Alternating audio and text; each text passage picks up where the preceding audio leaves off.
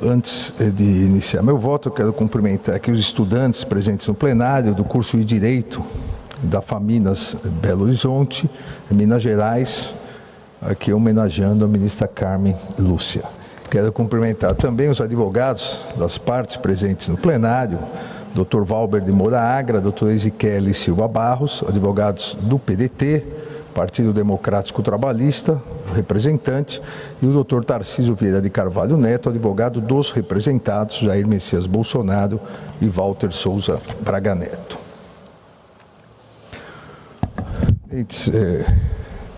Colegas, eu também juntarei voto por escrito. Eu vou fazer um resumo, espero sucinto, do meu voto em relação às diversas preliminares já suscitadas pela defesa. Eu acompanho integralmente o voto do eminente relator, por suas razões, hoje reforçadas tanto pela eminente ministra Carmen Lúcia quanto pelo ministro Cássio Nunes Marques. Assim, rejeito as preliminares suscitadas. No mérito, isso já foi relembrado várias vezes, mas só a fim de facilitar o encadeamento do raciocínio, o objeto da presente AISE consiste na acusação de ocorrência de abuso do poder político, uso indevido dos meios de comunicação, e essa diversidade é importante, e a partir disso a prática de conduta vedada realizadas pelo então presidente Jair Messias Bolsonaro, pré-candidato à época à reeleição, na reunião ocorrida em 18 de julho de 2022 no Palácio da Alvorada. E parece aqui na presente hipótese, principalmente após o detalhadíssimo voto do eminente ministro relator, Benito Gonçalves, e de todos os votos, as discussões ocorridas, que, por mais importante a questão a ser resolvida nesse julgamento, mas me parece extremamente simples a solução, e mais ainda, e faço questão, ministra Carmen, aí que eu vou destacar, a decisão com parâmetros já totalmente definidos pela jurisprudência do Tribunal Superior Eleitoral desde 2021. Isso me parece o mais relevante.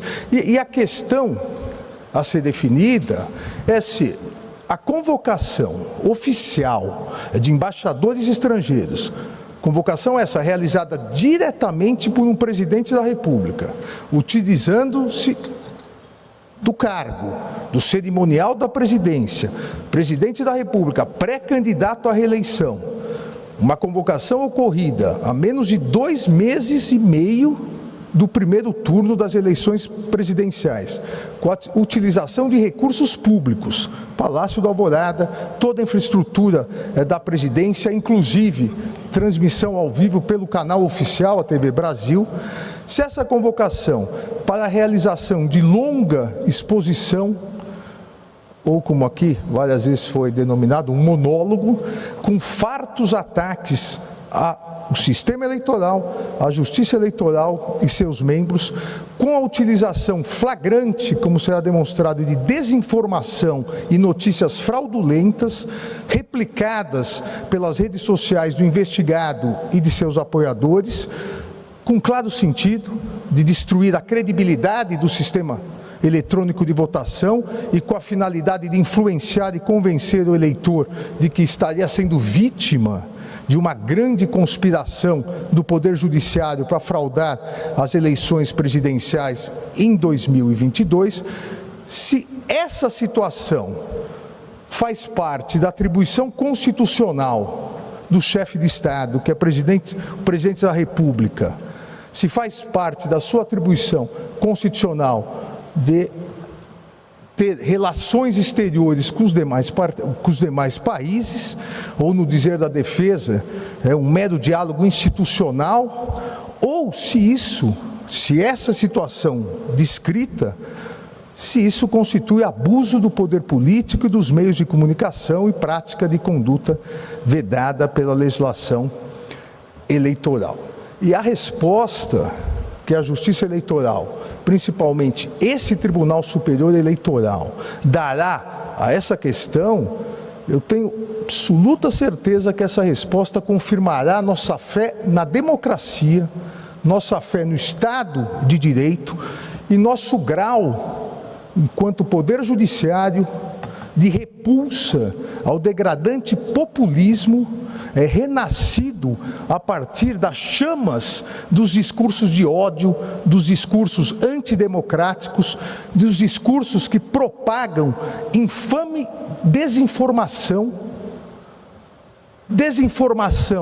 produzida e a partir da produção divulgada por verdadeiros milicianos digitais em todo o mundo. Se esse viés autoritário e extremista é o que nós queremos para a nossa democracia, ou se vamos reafirmar a fé na democracia e no Estado de Direito brasileiro. E digo que a resposta que a Justiça Eleitoral, o Tribunal Superior Eleitoral, dará a essa questão, confirmará nossa fé na democracia, no Estado de Direito, porque, e aqui chamo a atenção, diferentemente do que se pretendeu divulgar nos últimos dias, nas últimas semanas, principalmente pelas redes sociais, o Tribunal Superior Eleitoral em nada está inovando. O Tribunal Superior Eleitoral está reiterando, e isso ficará demonstrado novamente no meu voto, como já ficou nos votos anteriores, mas o Tribunal Superior Eleitoral em nada está inovando, simplesmente está reiterando seu posicionamento consubstanciado em julgamentos de inúmeras AIGs, e principalmente de duas AIGs que foram julgadas em conjunto, e de um recurso ordinário no dia 28 de outubro de 2021, onde se reforçou, e o tribunal fez questão de salientar isso, se reforçou a proteção à democracia, a proteção e defesa de eleições livres, a confirmação da essencialidade das instituições, e a Justiça Eleitoral avisou a todos os participantes das eleições que ocorreriam no ano seguinte, que não admitiria extremismo criminoso e atentatório aos poderes de Estado, que não admitiria notícias fraudulentas, desinformação, a título de tentar enganar os eleitores sobre fraudes às eleições, sobre o sistema eleitoral. Isso em 2 acórdãos, em decisões do dia 28 de outubro de 2021, isso ficou pacificado e como um alerta para se evitar exatamente o que estamos fazendo hoje, nesses dias. Se evitar que o descumprimento do que já era pacífico gerasse a inelegibilidade daqueles que insistissem em praticar esses ilícitos eleitorais. Nenhum pré-candidato, nenhum candidato, e especialmente o investigado nessa AIGe, Jair Messias Bolsonaro, poderia alegar desconhecimento sobre o posicionamento desta Corte Eleitoral, das principais premissas que deveriam ser observadas, em observância também à Constituição e à legislação para as eleições de 2022. E digo isso porque nas AIGes julgadas no dia 28 de outubro, o investigado era o mesmo investigado na presente AIGe. A época então presidente, hoje ex-presidente Jair Messias Bolsonaro. Então não há como se alegar desconhecimento do que seria abuso do poder político, do que seria abuso nos meios, abuso e uso indevido dos meios de comunicação, porque a Corte já havia definido isso.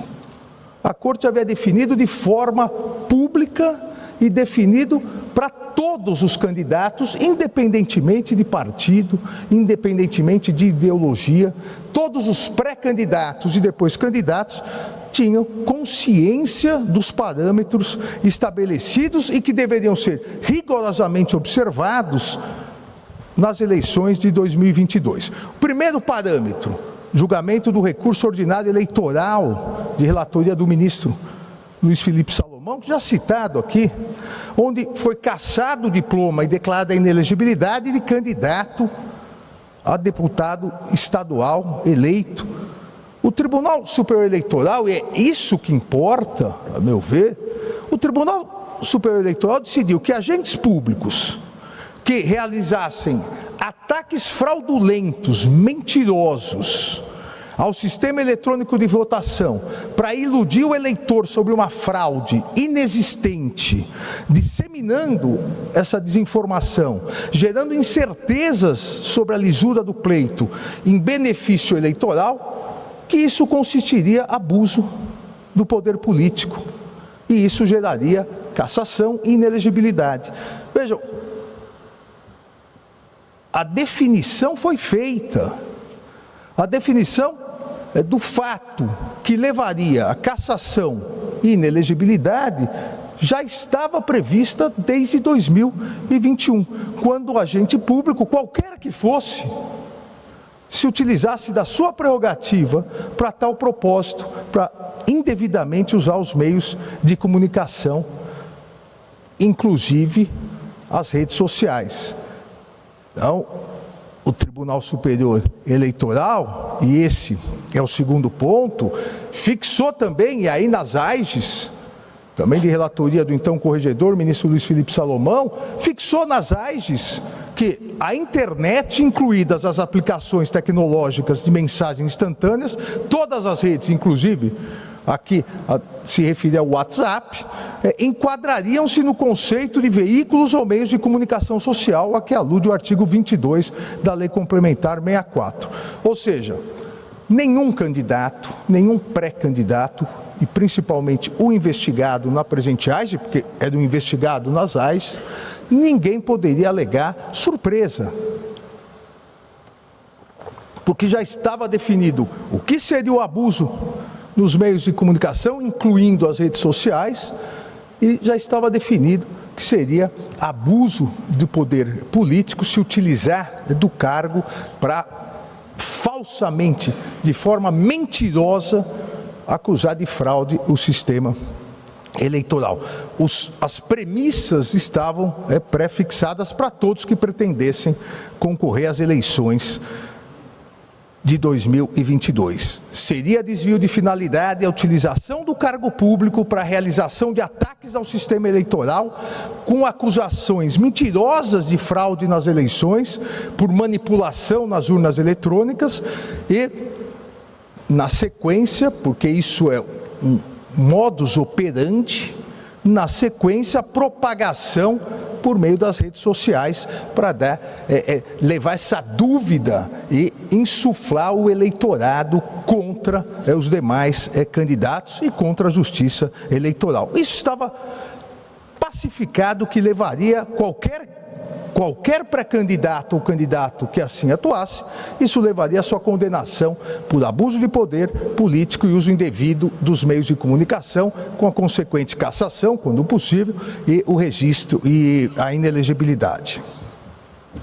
E foi muito importante a fixação desses parâmetros, como é muito importante a reafirmação desses parâmetros no julgamento de hoje, foi importante para as eleições de 2022 e será importante para as eleições de 2024, 2026 e assim por diante, para que pré-candidatos e candidatos não se utilizem dos seus cargos públicos para disseminar notícias fraudulentas sobre o sistema eleitoral, sobre a fraude das urnas, aproveitando depois para disseminar desinformação via mecanismos de redes sociais, para com isso atingir o eleitor. Isso é importante, essa definição e hoje essa reafirmação é importante para a proteção da lisura das eleições e da plena isonomia entre todos os candidatos. Não importa qual candidato, não importa qual ideologia, o Tribunal Superior Eleitoral, ele não se preocupa com quem é o candidato, quem é o pré-candidato ou qual é a ideologia. Se preocupa que haja lisura nas eleições e um tratamento isonômico em relação a todos os candidatos.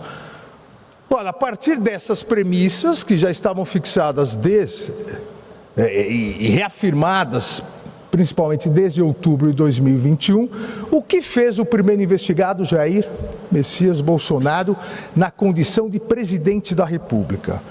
ele organizou e promoveu em 18 de julho de 2022, com auxílio do cerimonial do Palácio, aqui foi dito várias vezes, o Itamaraty não participou, o então chanceler reafirmou isso. Se o Itamaraty não organizou, e que seria, e a ministra Carmen Lúcia até trouxe o decreto que determina isso, seria competência do Itamaraty. Mas se o Itamaraty não realizou, talvez a Casa Civil tenha organizado. E o eminente ministro relator, com o zelo e o cuidado necessário, ouviu o então chefe da Casa Civil, ministro-chefe da Casa Civil, senador Ciro Nogueira, que também não organizou e mais, disse que era contrário à realização dessa reunião. Então foi o próprio presidente que organizou, com o cerimonial do Palácio, a toque de caixa, determinou que 2 dias antes, isso consta nos autos, uma reunião com altos representantes diplomáticos, determinou que a TV Brasil transmitisse e, a partir disso, no modus operandi que, lamentavelmente, segue e seguiu durante todo o mandato, as redes sociais divulgassem a desinformação produzida nessa reunião. Vejam, de oficial, só o desvio de finalidade praticado pelo então presidente da República, porque o Itamaraty não só não organizou, não foi avisado e não participou. A Casa Civil é da mesma forma. A Secretaria de Assuntos Estratégicos também não. Foi ouvido, o ex-ministro Almirante Flávio Rocha também não participou. Algo eleitoreiro. Um monólogo eleitoreiro. Pauta da reunião definida exclusivamente pelo primeiro investigado, presidente, então presidente da República, Jair Messias Bolsonaro, uma pauta dele, pessoal, eleitoral, num período, repito, há 2 meses e meio, faltando para o primeiro turno das eleições. E qual foi essa pauta? Essa pauta foi instigar o seu eleitorado e eleitores indecisos, instigar contra o sistema eleitoral, contra a justiça eleitoral, contra as urnas eletrônicas. Quando se coloca que o público-alvo eram embaixadores, representantes diplomáticos, que não votam, ora, isso ou é hipocrisia ou é ingenuidade.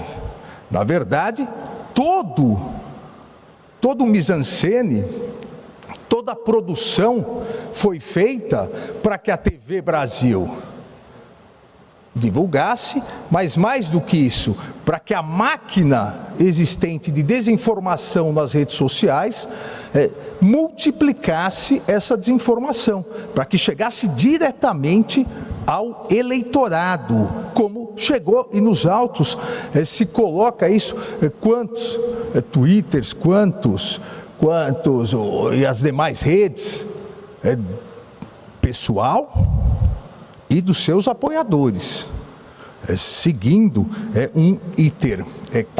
um procedimento aqui que já havia sido identificado em várias outras oportunidades. E isso foi bem destacado também no parecer que deixo de ler pela celeridade do vice-procurador-geral da República, o professor Paulo Gonet. Ora, diz a defesa que isso foi no exercício das competências constitucionais e representação diplomática que tem o chefe de Estado, num diálogo institucional. O presidente da República, num presidencialismo, sabemos todos, é o chefe diplomático do país. É a ele realmente que compete, dentro das suas competências constitucionais, as relações exteriores com os demais países. Isso da Constituição norte-americana de 1787, a qual o Brasil desde 1891, diríamos, aderiu ao sistema tripartite de poder com presidencialismo. Então, no Brasil republicano, não há dúvida sobre isso. É que a diplomacia deve ser feita pelo chefe do poder executivo, pelo presidente da República, com auxílio, logicamente, do seu ministro das Relações Exteriores, do Itamaraty, mas faz parte, e não há dúvida aqui, que faz parte das funções presidenciais. O presidente é realmente o chefe das relações exteriores dentro da múltipla chefia que existe no presidencialismo. Agora, a liderança do presidente no presidencialismo em matéria de política externa, ela tem uma finalidade. E a finalidade, aqui é importante destacar, são dois setores complementares. A formulação da política externa e a condução do relacionamento com os diversos países, inclusive os embaixadores. Ora, basta assistir o vídeo, basta ler a transcrição da reunião para ver que nenhuma dessas funções relacionadas à condução da política externa foi realizada nessa reunião. Basta analisar o vídeo, basta depois, poderiam ter sido como dois embaixadores, até publicaram nota depois de repulsa, para verificar que o desvio de finalidade é patente, foi patente. Começa, e eu também pela celeridade não vou ler, mas começa com uma autopromoção. Começa com uma autopromoção de que foi militar, que gastou tanto na campanha, que 15 anos no exército, que junta multidões. Veja, qual o interesse das relações internacionais nisso? E depois parte para divulgação de mentiras. Notícias absolutamente fraudulentas. Não são opiniões.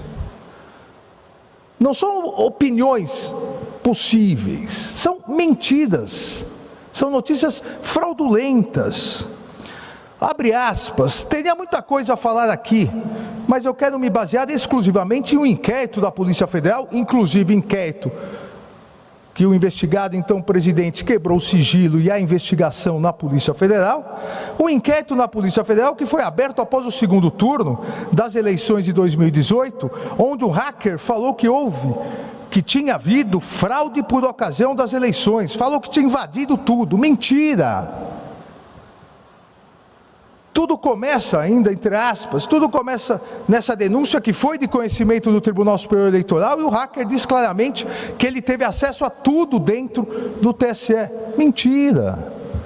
Todos sabemos, primeiro, que as urnas são offline, as urnas não são online. Tudo querendo insinuar fraude. Segundo o TSE, ainda, o investigado, os hackers ficaram por 8 meses dentro dos computadores do TSE, com códigos-fonte, com senhas e muito à vontade dentro do TSE. Mentira!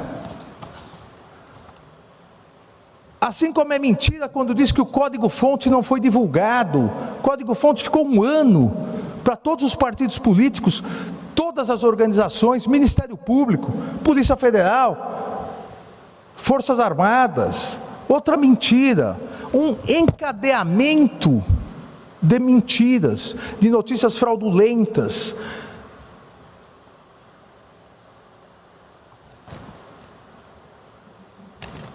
Ainda outra, o que é comum, né? Isso entre aspas. O que é comum, né? Acontecer em alguns países do mundo é o chefe do executivo conspirar para conseguir uma reeleição. Estamos fazendo exatamente o contrário aqui, acusando o TSE de conspirar contra a sua reeleição. Tudo que eu falo aqui ou é conclusão da PF, ou é diretamente informações prestadas pelo TSE. Mentira! Entre aspas ainda, não é um sistema confiável porque ele é inauditável. É impossível fazer uma auditoria em eleições aqui no Brasil. Mentira!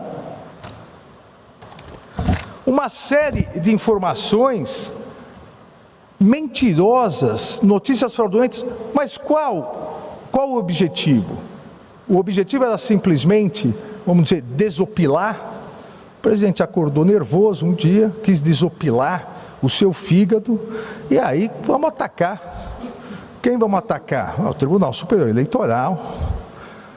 O Supremo ficou na outra semana, o ataque, o ministro Alexandre foi nas 3 anteriores, então vamos agora no Tribunal Superior Eleitoral e nas urnas eletrônicas. Mas não foi isso.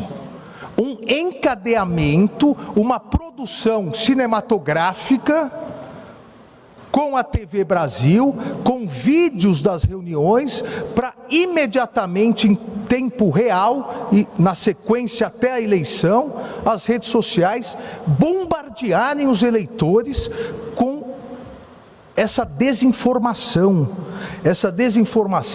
no sentido de angariar mais votos, angariar mais eleitores com esse discurso absolutamente mentiroso e radical. Não há aqui, com todo respeito às posições em contrário, não há aqui nada de liberdade de expressão. Não há nada, um presidente da República, ao mentirosamente dizer que há fraudes nas eleições, inclusive na que ele ganhou, e aí, ao ser indagado, diz, mas eu ganharia no primeiro turno, e ao ser oficiado pelo então presidente do Tribunal Superior Eleitoral, o ministro Luiz Roberto Barroso, para apresentar provas sobre a fraude, obviamente não as apresentou porque elas não existem. Presidente da República que ataca a justiça eleitoral, ataca a lisura do sistema eleitoral que o elege há 40 anos, isso não é exercício de liberdade de expressão. Isso é conduta vedada. E ao fazer isso, utilizando-se do cargo de presidente da República, do dinheiro público, da estrutura do Palácio da Alvorada, da TV pública, é abuso de poder. E ao preparar tudo isso para imediatamente bombardear o eleitorado via redes sociais, uso indevido dos meios de comunicação. Tudo absolutamente interligado, tudo seguindo um modus operandi realizado já em outras oportunidades, inclusive discutidas aqui no Tribunal Superior Eleitoral e no Supremo Tribunal Federal. E vejam, não me parece que haja nenhuma dúvida que essa reunião atentou contra a Justiça Eleitoral. Tanto que o Tribunal Superior Eleitoral, por unanimidade, em fevereiro, o Tribunal Superior Eleitoral referendou e manteve a decisão que entendeu que essa reunião e essa propaganda, essa divulgação depois de desinformação eram ilícitas. Propaganda antecipada irregular. O Tribunal Superior Eleitoral, por unanimidade, em fevereiro não, em 30 de setembro de 2022, o Tribunal Superior Eleitoral referendou. Comportamentos que tenham alguma conotação eleitoral, diz a ementa, e que sejam proibidos durante o período oficial de campanha, são igualmente proibidos na fase antecedente da pré-campanha, ainda que não envolvam pedido explícito de voto ou não voto. E ainda, a deslegitimação do sistema a partir da construção de fatos falsos, forjados para conferirem estímulos artificiais de endosso a opiniões pessoais, é comportamento que já não se insere no legítimo direito à opinião, dúvida, crítica e expressão, descambando para a manipulação desinformativa via deturpação fática em grave comprometimento da liberdade de informação e com aptidão para corroer a própria legitimidade da disputa em si. O tribunal já havia reconhecido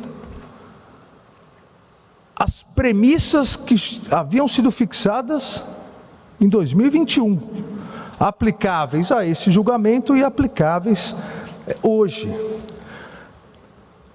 Eu insisto sempre, me torno até repetitivo, que liberdade de expressão não é liberdade de agressão.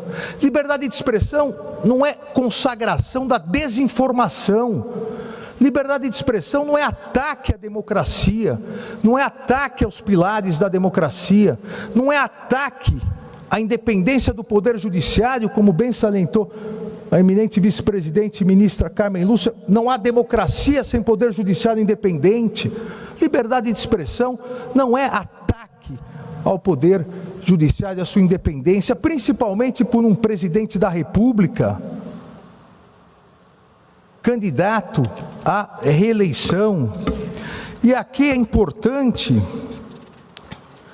salientar que esse modus operandi, essa forma de atuação, não só realizada no Brasil por extremistas, mas no mundo, esse uso indevido dos meios de comunicação, ele já foi e é estudado, pelo menos há duas obras, uma nacional, uma italiana, Os Engenheiros do Caos, e aqui, Os Engenheiros do Caos, de Giuliano Empoli, e Máquina do Ódio, da jornalista Patrícia Campos Melo, que demonstra, e no Engenheiros do Caos, coloca que naturalmente, abre aspas aqui, né, o trecho menor, por trás da aparente absurdo das fake news e das teorias da conspiração, oculta-se uma lógica bastante sólida. Do ponto de vista dos líderes populistas, as verdades alternativas não são simples instrumento de propaganda. Contrariamente às informações verdadeiras, elas constituem um formidável vetor de coesão. De coesão de quem? Do seu eleitorado, do eleitorado que aquele líder populista, extremista, pretende conquistar. Tudo isso está patente, tudo isso está claro na reunião no Palácio da Alvorada. Não há necessidade de analisar fatos anteriores ou fatos posteriores. Há necessidade de se analisar a reunião. A reunião no Palácio da Alvorada constituiu claramente abuso de poder político por desvio de finalidade, constituiu uso indevido dos meios de comunicação. Não há necessidade nem mais nem menos. A necessidade, e aqueles que tiverem dúvida, basta ver o vídeo. E a partir das provas, verificar que foi o presidente, na condição de pré-candidato à sua reeleição, que convocou, que organizou e que num monólogo atacou o que já estava pacificado em 28 de outubro de 2021, seria abuso de poder político. A comprovação da divulgação e aqui eu cito no voto, como já foi citado, Facebook, Twitter, além, obviamente, da TV oficial, Instagram. Então, isso, como sempre, nesse modus operandi, isso fez com que a desinformação chegasse ao eleitorado. Se produz, e esse é o mecanismo internacional e nacional de ataques à democracia. Você produz uma notícia com verniz de veracidade, olha, o eleitor vai dizer, mas é numa reunião, é do presidente no Palácio da Alvorada, com embaixadores. Você produz uma notícia fraudulenta, com verniz de veracidade, e você usa a sua máquina nas redes sociais para divulgar como se isso verdade fosse e atingir as suas finalidades eleitorais. Aqui, todos os elementos necessários para a caracterização do abuso do poder político e do uso indevido dos meios de comunicação, todos os elementos estão presentes. Eu quero encerrar